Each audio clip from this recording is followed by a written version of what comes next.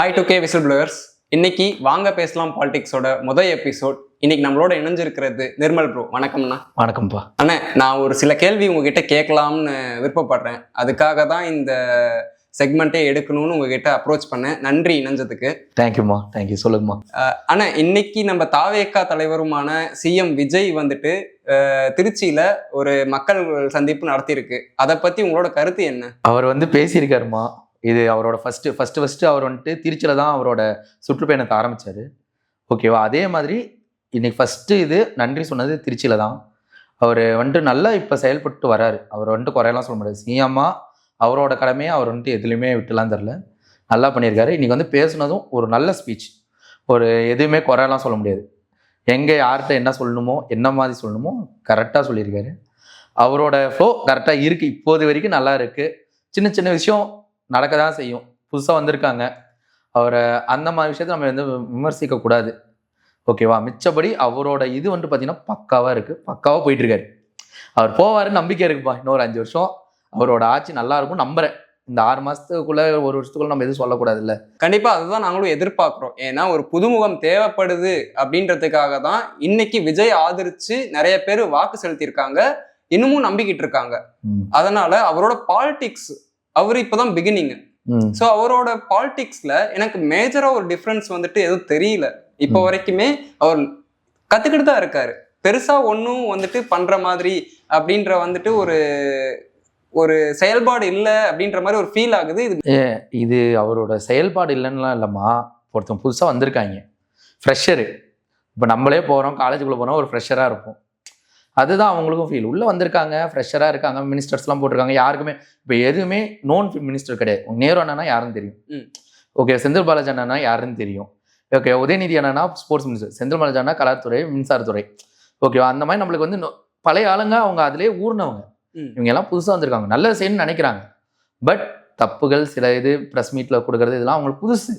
ஒரு புதுசாக ஒரு விஷயத்த செய்யும் போது அவங்க கற்றுக்கிட்டு இருக்காங்க. நம்ம கொடுத்துட்டோம், வாய்ப்பு கொடுத்துட்டோம், கற்றுக்கிட்டு வரட்டும். இப்போ நம்ம 3 வருஷம் 2 வருஷம் ஒரு வருஷம் பீரியட் அவங்க கற்றுக்கிட்டோம். தப்பு சொல்லலாம். ஆனால் கற்றுக்கிட்டே இருப்பேன்னு சொல்கிறேன். ஒரு வருஷமோ 2 வருஷமோ கற்றுக்கலாம். அதை தெரிஞ்சுக்கலாம். இன்னொன்று, நல்ல ஐஏஎஸ் ஆஃபீஸர்ஸ், ஐபிஎஸ் ஆஃபீஸர்ஸ் நம்ம இதில் இருக்காங்க கேண்டிடேட். அவங்க கூட வச்சுக்கிட்டாவே போதும்.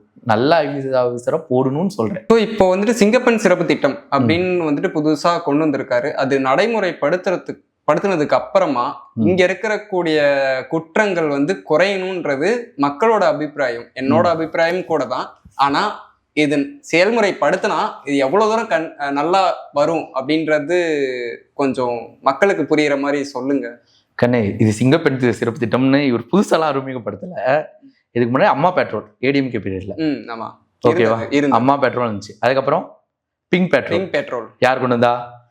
ஸ்டாலின் அவர்கள், முதல்வர், எக்ஸ் முதல்வர் அவர்கள் கொண்டு வந்தாங்க.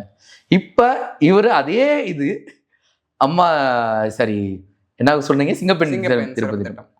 இப்ப அதே இது சிங்கப்பெண் சிறப்பு திட்டமா இவர் கொண்டு வந்திருக்காரு. ஒரே விஷயம், மக்களிடையே சட்டம் கடுமையாக்கப்படணும், நல்லா விசாரிச்சு தண்டனை கொடுக்கணும். இது மூலியமா தான் குறையும். நீங்க சிங்கப்பெண் திட்டமா இருந்தாலும் சரி, அம்மா திட்டமா இருந்தாலும், அம்மா பெட்ரோலா இருந்தாலும் சரி, பிங்க் பெட்ரோலா இருந்தாலும் சரி, குற்றங்கள் எல்லா டைமும் நடந்து தான் இருக்கு. இப்ப சிங்கப்பெண் பெட்ரோல் மட்டும் குற்றம் நடக்கலையா? நடந்துட்டு தான் இருக்கு. இது என்னன்னா, அரசாங்கம் மட்டும் இது காரணம் இல்லை, மக்களாக நீங்களும் நானும் காரணம்.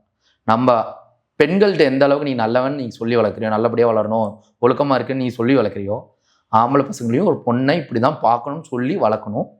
வளர்த்தாதான் நம்ம என்ன பண்ண முடியும், அடுத்த ஸ்டெப் அதை கண்ட்ரோல் பண்ண முடியும், தவிர்க்க முடியும், பிரச்சனைகளை தவிர்க்க முடியும். ஆனா 100% மக்கள் அப்படி போறதுனால இந்த மாதிரி சின்ன சின்ன திட்டங்கள் கண்ட்ரோல் பண்ண முடியுமா?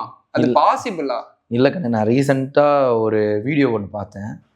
ஆக்ட்ரஸ் பேரை யார் என்னெல்லாம் சொல்லலை. அவங்க ஒரு இன்டர்வியூ கொடுக்குறாங்க.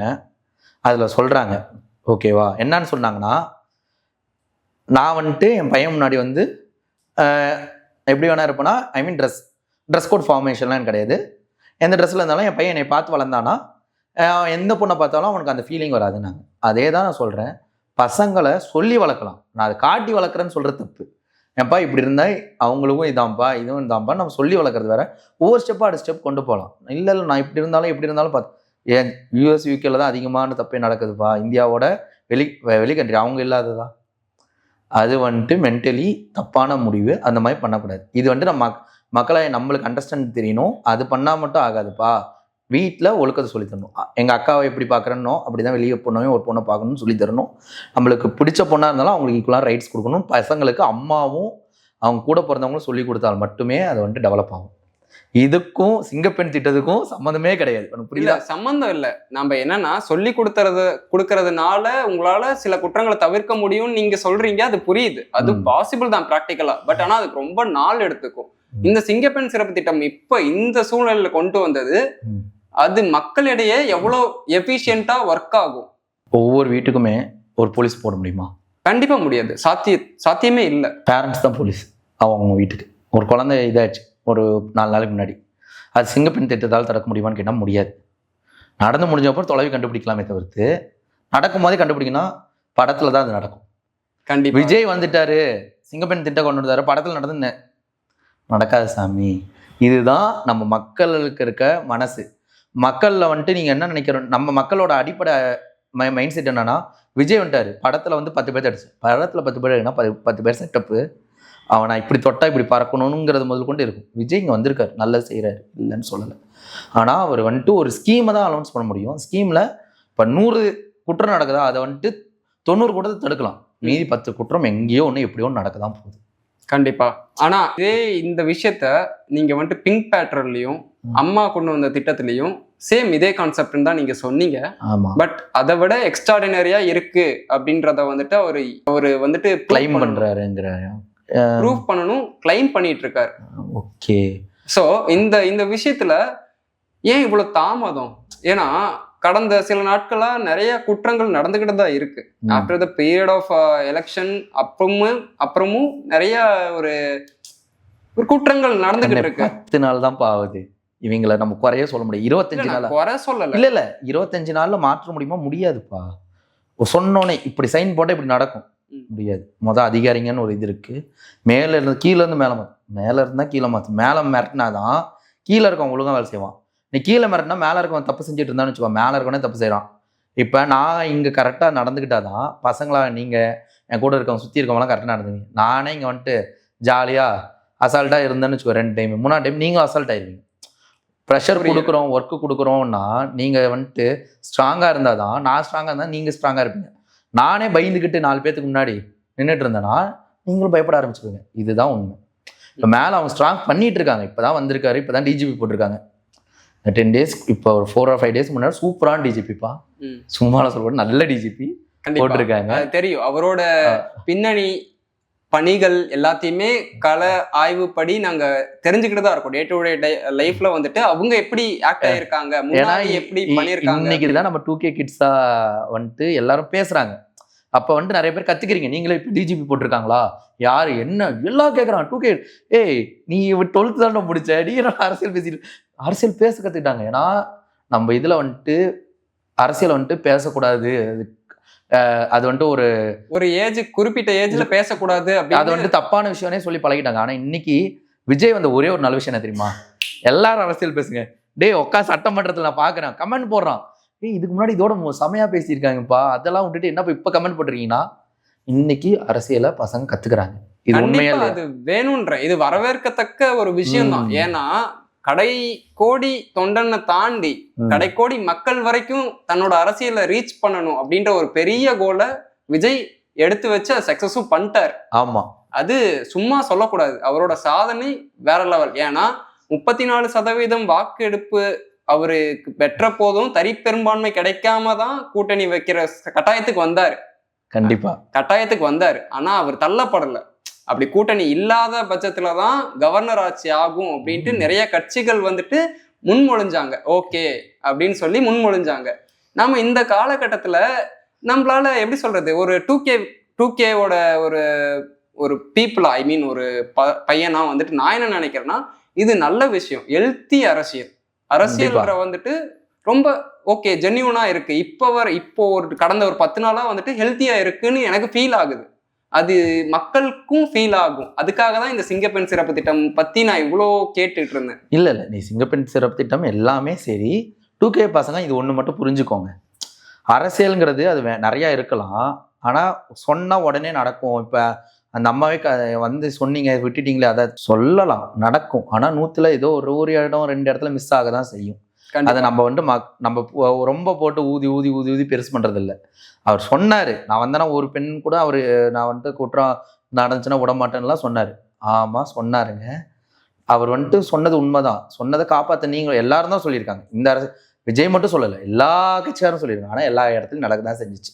கண்டிப்பா 1 2 அங்கங்க நடக்கதான் செய்யும். ஆனா அதை வந்துட்டு தடுக்க மக்களாகிய நம்ம தான் முயற்சி செய்யணும். அன்னைக்கு ஒரு வீடியோ பார்த்தேன், திருச்சியில ஒருத்தன் வீடியோ எடுத்துட்டு இருக்கான், பைத்தியக்காரன். போய் காப்பாத்தணும்ல அது பொண்ணை. கண்டிப்பா நீ அது செல்போன் வீடியோ, உனக்கு தெரியும், சிசிடிவி கேமரா வீடியோ கிடையாது கண்ணு, பரவனது செல்போன் வீடியோ. எனக்கு பார்த்துட்டு டே நீ ஆம்பளை பையனா பொட்ட பிள்ளையோ எவனா இருந்தாரு, ஒரு பொண்ணை வந்து ஒருத்தன் கல்ல தூக்கி அடிக்கிறானா, மயராண்டி போய் காப்பாத்துடா. இல்ல பயம் கண்ணு பயம்லாம் இல்லப்பா. நான் சொல்லட்டுமா, நீ வீடியோ எடுக்க துணிவு இருக்கான்னு சொல்லி ஒருத்தன் அடிக்கிறத நீ ரசிச்சு வீடியோ எடுக்கிறீங்க, ஷேக் பெருசா இல்லை, கவனிச்சியான்னு தெரியும். ஒருத்தன் ஆக்சிடென்ட் ஆகிட்டு உன்னால பார்க்க முடியும்? கண்டிப்பா பார்க்க முடியாது. ஒரு பொண்ணு அடிச்சிட்டு இருக்கான், ஒருத்தன் வீடியோ எடுத்துட்டு இருக்கானா, அவன் சைக்கோவா இல்லையா? ரீல்ஸ் போடுறியா இல்ல வீடியோ எடுத்து என்ன விற்கிறீங்களாடா?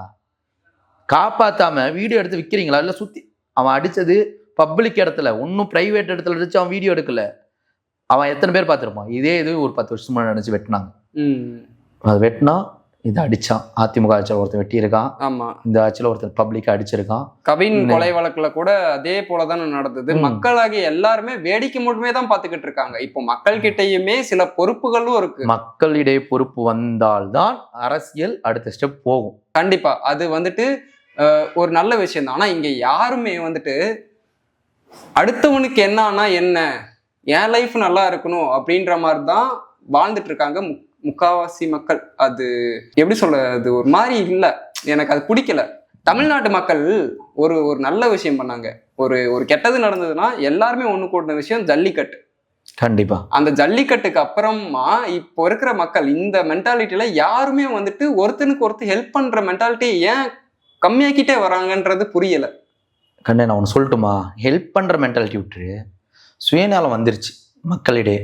நான் நல்லா இருக்கும், நான் நல்லா இருக்கும். ஆனா அவங்கள கூட ஒதுக்கி விட்டுருவேன்னு வச்சுக்கோங்க. ஆனா சுயநலத்துல கூட வீடியோ எடுக்கணும்னு தோணுது பத்தியா ஒருத்தனுக்கு. அது ஆக்சிடென்ட் ஆனா வீடியோ எடுக்கிறாங்கல்ல, ஆக்சிடென்ட் வீடியோ எடுக்கிறீங்க. சிசிடிவி ஃபுட்டேஜே எனக்கு பிரச்சனையே கிடையாது. ஆனா ஆக்சிடென்ட் வீடியோ எடுக்கிறான் ஒருத்தன், வந்துட்டு பாக்குறான், பார்த்து கண்டுக்காம போறான் பத்தியா. சுயநலம் வேற, கண்டுக்காம போறன்னு கூட விட்டுலாம். அது வீடியோ எடுத்து ஒருத்தன் பப்ளிஷ் பண்றான்னு பாத்தியால, அவனை கண்டாதான் எனக்கு கோவமே. இது முக்கியமான குற்றம். ஆனா தப்பு நடக்குதுன்ற ஒரு சூழ்நிலை தட்டி கேட்க முடியாம அப்படி வெட்டினவனை நீ வெட்டுறவன்ட்ட போயிட்டு நெஞ்சு நிமித்தி நான் என்னைய விட்டு அவனுக்கு ஆகுட்ட அது சொல்ல. அட்லீஸ்ட் ஒருத்தன் பொதுமக்கள் ஒரு 10 பேர் சேர்ந்து அவன் ஓடிடுவானா மாட்டான். கண்டிப்பா ஒருத்தன் ஒரு பொண்ணை அடிக்கிற, அந்த பொண்ணு உனக்கு பிடிக்கலன்னு சொல்லிச்சான், அவனுக்கு அறிவு இல்லை, விட்டுட்டு போறான். 2வது அவனுக்கு அடிக்கிறல்ல, அடிக்கிறவனை கூட இருக்கானுங்க, சுத்தி இருக்காங்க, வீடியோ எடுக்க தெரிஞ்சவனுக்கு காப்பாற்ற தெரிஞ்சிருக்காதா? கண்டிப்பா எடுக்கணும் அப்படின்னு அந்த தைரியம் இருக்கிறதுக்கு காப்பாத்திருக்க முடியும். அந்த பொண்ணு இன்னைக்கு ஓரளவுக்கு நல்லா இருந்திருக்கும். அப்படி பார்த்தா கூட இதே போலதானா, இப்போ 2 தினத்துக்கு முன்னாடி கோயம்பேட்டுல இதே ஒரு சூழ்நிலை, தலைநகரம், சென்னையோட தலைநகரம் தான். எனக்கு என்னன்னா, இப்போ அந்த தலைநகரத்துல சென்னை கேட்ஸ்னு ஒரு ஹோட்டல், அந்த ஹோட்டல்ல பார், அந்த பார்ல வந்துட்டு 17 வயசு சிறுமி, 19 வயசு ஒரு பெண், 2 பசங்க இருந்திருக்காங்க அப்படின்னு தகவல். 2 பேருக்கு 21 வயசுன்னு சொல்றாங்க. அது கன்ஃபார்ம் ஆகல. ஆனா 17 வயசு 19 வயசு பொண்ணுங்க 2 பேருமே போயிருக்காங்க. என்னோட கேள்வி என்னன்னா, அந்த சென்னை கேட்ஸ்ல ஏன் ஒரு பவுன்சர்ஸ் இல்ல? 17 வயசு பொண்ணு வருது அப்படின்னா அவங்களோட ஆதார் கார்டோ இல்ல வேற எதையும் ஏன் கேட்க மாட்டேன்றாங்க? கண்ணு இதை வந்துட்டு தமிழ்நாடு மக்களை வந்துட்டு இதை வந்துட்டு முக்கியமா கவனிக்க வேண்டிய விஷயம் கண்ணு. இதை வந்துட்டு நல்லா கவனிச்சுக்கோங்க. பேரண்ட்ஸாக நீங்க தான் கவனிச்சிருக்கணும். அந்த பொண்ணு இலங்கை பொண்ணு, சிங்களம் பொண்ணு, இங்க வந்து ஹாஸ்டல்ல வந்துட்டு எப்படின்னா அகதிங்க முகாம்னு உங்களுக்கு தெரியுமான்னு தெரியல. அகதிங்க முகாம்னு இருக்கும்ல, வேலூர்ல இருக்க அகதி முகாம்ல அந்த ஒரு 19 வயசு பொண்ணு வந்து இருந்து படிச்சு 12th முடிச்சிருக்காங்க. அவங்க கூட வந்து இன்ஸ்டாகிராம்ல ஃப்ரெண்ட் ஆயிருக்காங்க. ஓகேவா? இன்ஸ்டாகிராம்ல ஃப்ரெண்ட் ஆகி அந்த பொண்ணோட வீட்டுக்கு இந்த பொண்ணு போகுது. சென்னைக்கு போறாங்க. எப்ப 21ஆம் தேதியே போறாங்க. ஓகேவா? இதெல்லாம் நியூஸஸ்ல இருக்கு. ஓகே, 21ஆம் தேதியே போறாங்க. போயிட்டு இப்போ கடைசி 2 நாளைக்கு முன்னாடி என்ன பண்ணியிருக்காங்க, அந்த பொண்ணு இந்த அவங்க பொண்ணு நான் பார்த்துக்கிறேன் இருக்காங்க. இந்த பொண்ணுங்க 2 பேரும் நைட் 9 மணிக்கு 17 வயசு பொண்ணை நைட் 9 மணிக்கு விட்டுருக்காங்க. எங்க என்னன்னு கேட்டுக்கல. பேரண்ட்ஸு கேட்கணும், லொக்கேஷன் அனுப்பிச்சோன்னு சொல்லணும். கேட்டுக்கல, லொக்கேஷன் அனுப்பிச்சோன்னு கேட்கணும்ல. எதுவும் கேள்வி, இது யாரோட பொறுப்பு? பேரண்ட்ஸோட பொறுப்பு. ஆனா இது ரெண்டுமே பண்ணாம இந்த பொண்ணு இறந்ததுக்கு அப்புறம் வந்து ஐயோ என் பொண்ணு போயிடுச்சு, அவங்க காரணம் இவங்க. பொண்ணை நீங்களும் விட்டுட்டீங்க, அவங்களும் விட்டுட்டாங்க. எங்க போச்சுன்னு கேட்கல. முழுக்க முழுக்க இது பேரண்ட்ஸ் மேலதான் தப்பு. சரி, இன்னொன்னு தாண்டின இப்போ 19 வயசு பொண்ணுக்கு வந்துட்டு நடந்தது ஒரு சோகமான விஷயம்தான். கண்டிப்பா. அது கூடவே நம்ம வந்துட்டு நம்மளால அதை வந்துட்டு இழப்பை ஈடுகட்ட முடியாது என்ன பண்ணாலும். இந்த விஷயத்துல நம்ம முதல்வர் விஜய் வந்துட்டு கொஞ்சம் நல்லா பார்த்து அதை வந்துட்டு செயல்முறையாற்றணும். அவரு இதுக்கு முன்னாடி இந்த சட்டத்தை தான் சொன்னார், 21 வயசுக்குள்ள இருக்கவங்களும் சரக்கு விற்காதீங்க, ஒயின் ஷாப்ல உள்ள விடாதீங்கன்ட்டு. ஃபாலோ பண்ண வேண்டியது சின்ன பாரில். இன்னைக்கு நம்மளுக்கு தெரிஞ்ச கடையில் ஒரு டக்குன்னு ஒரு குழந்தை ஃப்ரைட் ரைஸ் போட்டு இருந்துச்சு, டக்குன்னு உள்ளே போயிடுச்சு. அது ஒரு 10-12 வயசு இருக்கும், அதுக்கு தெரியல, உள்ளே போயிடுச்சு. 12 வயசு பிள்ளை. உடனே அவங்க பிடிச்சிட்டு வெளியே வராங்க. யாரு? அங்கே இருந்தவர் தாத்தா கூட்டிகிட்டு வர்றாரு. அங்கே ஆப்போசிட்டில் இன்னொரு கடை இருக்குது, ஓகேவா? அங்கே போகிறாங்க. ஃப்ரைட் ரைஸ் ஒன்று பார்த்தோன்னு தாத்தா ஃப்ரைட் ரைஸ் வேணும், டக்குன்னு உள்ளே போகுது. ஓகே, இப்போ பாருங்கிறது தனியாக விட்டா பரவாயில்ல. இவர் சொன்னார் 717 பார் மூடிட்டேன்னு. நிறைய இடத்துல மூணு மாதிரி எனக்கு தெரியலம்மா, எனக்கு பர்சனலாக தெரியல. இல்லை, இன்னுமே இயங்கிட்டு இருக்கிற ஸ்கூல் பக்கத்தில் சின்ன முக்கியமான ஏரியாவில் இயங்கிட்டு இருக்கு. தனியாலாம் இல்லை. கிராம சைடில் தனியாக இருக்குமா, மெயினான இடத்துல தனியாலாம் இல்லை. கிராம சைடில் இன்னொரு ப்ளஸ் பாயிண்ட்னா, சித்தப்பா இருப்பான், பெரியப்பா இருப்பான், அங்காளி பங்காளி இருப்பான். எவனாச்சும் பார்த்தா 4 இழுப்பான், சின்ன பையன் வந்தானா. கண்டிப்பாக இங்கே அது கண்டுக்கிறது. சிட்டியில் உள்ளே போகிறாங்கன்னா ஆதார் கார்டு வாங்கணும். ஆதார் கார்டு ஏன் வாங்கலன்னு ஏன் பாரில் கேட்கல? மூடிட்டாங்க, இன்னைக்கு மூடிட்டாங்க. இதுக்கு முன்னாடி அப்போ எத்தனை பசங்க வந்துட்டு போயிருப்பாங்க? 17-18 வயசு. கண்டிப்பாக. இப்போ 1500 ரூபாவாம். 1500 ஒரு நார்மல் ஃபேமிலிக்கு சின்ன விஷயம்லாம் இல்லை. இன்றைக்குமே ஒரு வார சம்பளம் 2000 ரூபா வாங்குற ஃபேமிலியும் பார்த்துருக்கேன், 2500 ரூபா வந்துருக்கேன். ஓகேவா? இவ்வளோதான் ஒரு வாரத்து சம்பளமே அவங்களுக்கு. மேக்ஸிமம் 2000 ரூபா வாங்குற ஃபேமிலிலாம் இருக்குது. கண்டிப்பாக. ஓகேவா? அப்படிங்க பட்சத்தில் இப்போ ஒரு 1500 ரூபா கொடுத்து ஒரு பையன் வந்துட்டு தனியாக ஒரு பையன் உள்ளே போகிறான்னு சொல்கிறான். அந்த பையன்கிட்ட அந்த வீடியோ இருக்குது. பையன் சொல்கிறான், ஒரு என்ட்ரன்ஸ் எவ்வளோப்பான்னு கேட்டால் 1500 ரூபாங்கிறான். ஒருத்தவங்களுக்கு 1500, 2 பேத்துக்கும் 3000 ரூபா. 3000 ரூபா. அப்போ வந்துட்டு என்ன இது? இப்போ உள்ளே போயிட்டாங்க. இப்போ வந்துட்டு 1500 யார் கொடுத்துருப்பா? அந்த பையன் போட்டு. அந்த பையன்கிட்ட கேட்டால் அந்த பொண்ணுங்க தான் 2 பேரும் கூப்பிட்டாங்க, என்கிட்ட எவிடன்ஸ் இருக்குன்னு மாதிரி பேசுகிறோம். கூப்பிட்டது அந்த பொண்ணுங்க தான் 10 டைம் சொல்கிறோம். அடிபட்டு இதில் அந்த பொண்ணுங்க தான் வர சொல்கிறாங்க, ஓகேவா அப்படின்னு சொல்லி இந்த பையன் சொல்கிறான். நம்மளுக்கு தெரியல, அந்த பையன் சொல்கிறான், ஓகே பொண்ணுங்க வர சொன்னாங்கன்னு சொல்லி சொல்கிறான்.